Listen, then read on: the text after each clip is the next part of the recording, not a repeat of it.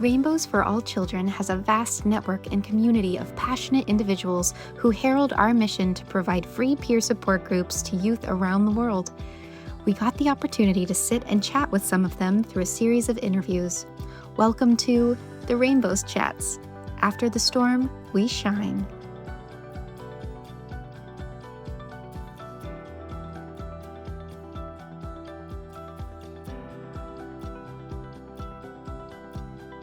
My daughter started the Rainbows in the neighborhood because she felt a need, and I was interested because I had never heard of it myself, but I wanted her to get it started on her own. When I heard how wonderful and successful it was and the feedback she was getting from parents and the children, I said, if you need more facilitators, I'm on board. I'm a retired teacher. I love working with children, and I missed working with children, and this was a commitment. I wanted to make a difference in these children in their life, and I was an elementary teacher, so this was for 1st to 8th grade children. I said, perfect.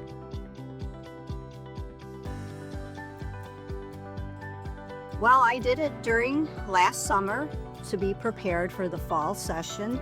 And I found it very easy to follow. I love the fact that you could do as much as you wanted, when you wanted, stop and pick up where you did. You could review, you could look back to make sure the different scenarios, because even though my background as a teacher helped me with a lot of those questions, there were some I wasn't that sure of because I wasn't familiar with certain scenarios.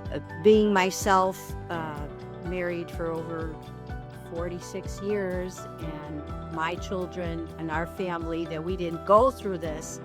I was a little concerned about not having the background to understand where these children were coming from, although I had students that went through similar situations, although we didn't talk about it in school because it was such a sensitive subject. But yes, the training was very easy to follow, and that you did not have to do it all in one session. I really feel anybody could do it if they would want to do it.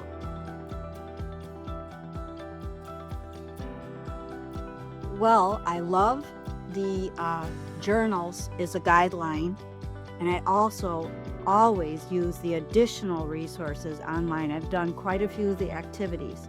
However, I had no idea who my group was going to consist of, and my entire group have lost someone to death. So resources where they gave the choices for all the books according to what the child was going for. For example, I took the memory box book, read that. We made the shoe boxes, memory boxes. I got the journals. We did that, took it a step further because I wanted to concentrate on their needs.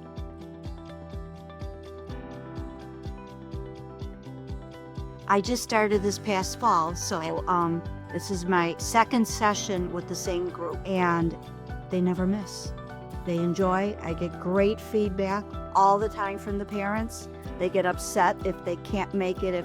One little girl was sick, she was, oh no, I can't go to Rainbows. So that means a lot to me because they know. I tell them all the time, whatever you tell me stays with me. It's confidential. And I have to add that these children thought they were the only ones going through what they were going through, losing a parent. I have 2 sisters that lost a mom, a girl that lost her dad, and a girl that lost her brother.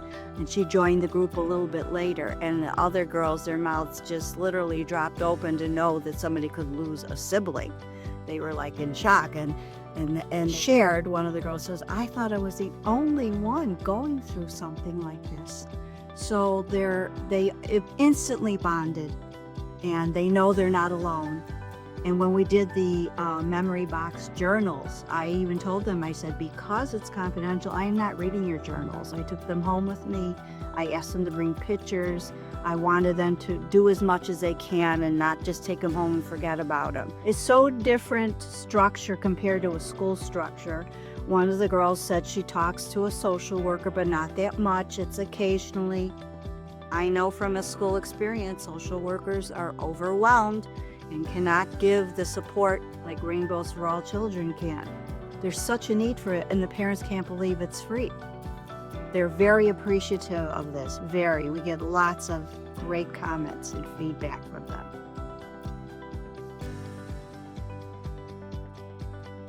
I've always felt good working with children, and knowing that I was the one to help them through this difficult moment in their life actually raises me up, makes me feel well. I don't ever feel like I come home and feel depleted or depressed because of what they're going through, because they don't leave with a sad face or feeling down or depressed.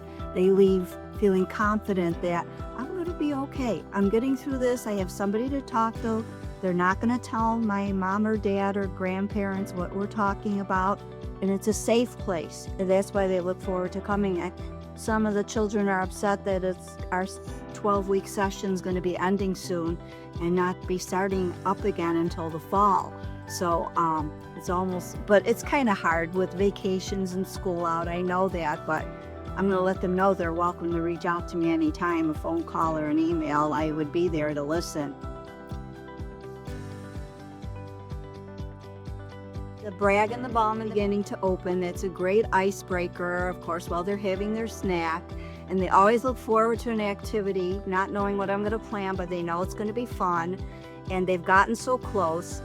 And there's been times when we don't have an even number of children, we'll do the activities and somebody will need a partner. And most recently, this was a suggested activity, I believe it was in the journal, where it was like the telephone cups with the yarn, and there was questions.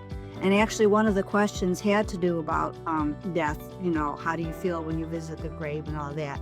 So we started it 1 week and we ran out of time, so I said we're going to continue it the following week, and that's when one of the children were ill. So I said, I go to the older girl, the oldest in the group, can I be your partner? And boy, did she open up. And she felt so good, and so did I. But it took so much for me not to show my emotion. But you could tell she felt great that she could talk to me, that she got it all out. Because the older girl remembers much more than the younger one. And then when we did the journals, I asked the girls, do you want to share your photos before you put them in the journal? So I let them sit in the teacher chair. And the one girl, I'm trying to think what grade, 2nd grade, sat in the chair, and before she showed her pictures goes, I love rainbows. One of the girls' parents, I belong to other organizations in the neighborhood, and a father of the girl that lost her brother more than once commended the program and said how much his daughter looks forward to going and what a great job I'm doing as a facilitator. That was like winning the lottery to hear that. I'm like, I'm continuing this for as long as we need it, and hopefully the groups keep growing. We have 7 facilitators now in our little group, and we're expecting it to expand more because they've been advertising more. We even have people coming from other suburbs when they found out we had it because they wanted their child in this program, and they're bringing them because the children come, they love it, and they want to keep coming back. So there's so many wonderful moments. I'd probably take a whole hour to tell you. Every week is a wonderful moment, and I get different feedback from the children. Thanks for watching this installment of the Rainbows Chats. Follow us on social media and join our mission of creating communities of young people who are facing loss and uncertainty so that no one has to grieve alone. Together, we can create a world where after the storm, we shine.